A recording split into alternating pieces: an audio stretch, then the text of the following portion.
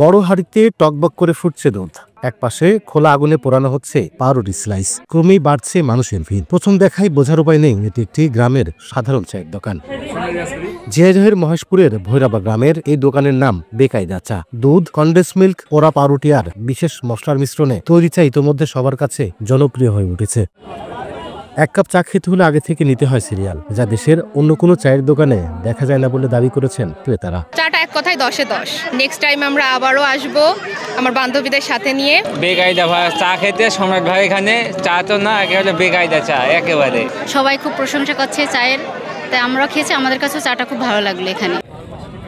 আগে ফেসবুক, ইউটিউবে content create করলেও বর্তমানে চা বিক্রি করে ভাইরাল সম্রাট হোসেন।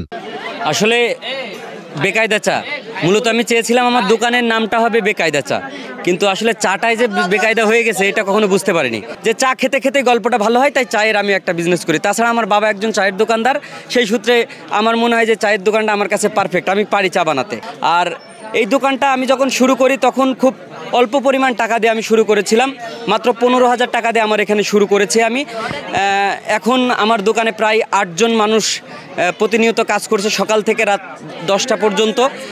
এবং প্রথমে চিন্তা করছিলাম যে হয়তোবা মানুষগুলো আসছে, ভালোবাসার মানুষরা 2 দিন পরে হয়তো কমে যাবে, বাট যত দিন যাচ্ছে তত চাপ বাড়তে থাকছে।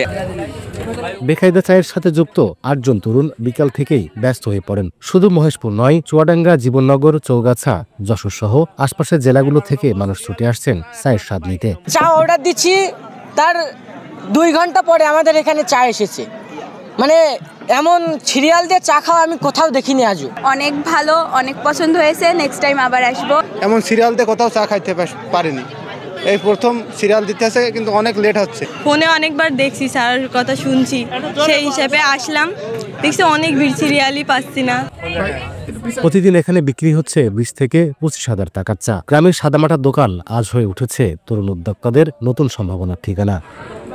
নোরাস রহমান সোহাগ, সময় সংবাদ, ঝিনাইদহ।